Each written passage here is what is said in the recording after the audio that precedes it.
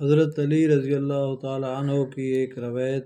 ایک بزم کے اندر علی رضی اللہ تعالیٰ عنہ سے سوال ہوا، یا علی، کون سے جانور بچے دیتے ہیں اور کون سے جانور انڈے دیتے ہیں؟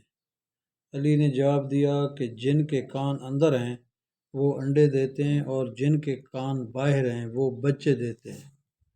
وہ آدمی جواب سن کر بیٹھا تو ایک دوسرا آدمی کھڑا ہو گیا اور یہی سوال دہرایا، یا علی، کون سے جانور بچے دیتے ہیں اور کون سے جانور انڈے دیتے ہیں؟ اب سائل بدلا تو علی رضی اللہ تعالیٰ عنہ نے بھی خیرات بدلی، کیونکہ علی کبھی بھی اپنے سائل کو پرانی خیرات نہیں دیتا، اس لیے علی کا جواب بھی بدلا۔ علی رضی اللہ تعالیٰ عنہ نے جواب دیا، جو اپنے بچوں کو دودھ پلاتے ہیں وہ بچے دیتے ہیں، اور جو اپنے بچوں کو غذا یعنی دانہ کھلاتے ہیں وہ انڈے دیتے ہیں۔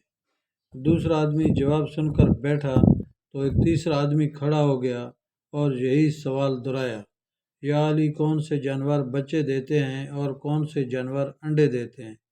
علی رضی اللہ تعالیٰ عنہ مسکرائے اور کہا، تیرے لیے بھی نیا جواب ہے۔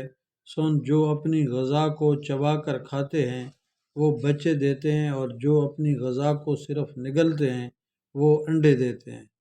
مجمع پر حیرانی چھائی اور ہر کوئی خاموش ہو گیا۔ علی رضی اللہ تعالیٰ عنہ نے فرمایا، سنو، خاموش کیوں ہو گئے ہو؟ اگر اب بھی کسی کی تسلی نہیں ہو رہی تو سوال کرو۔ میں ابو طالب کا بیٹا علی تمہیں قیامت تک دعوت دیتا ہوں، تم یہی سوال دہراتے رہو، میں ہر دفعہ تمہیں نیا جواب دیتا رہوں گا۔ دوستو، ویڈیو کو لائک کریں، چینل کو سبسکرائب کریں، شکریہ۔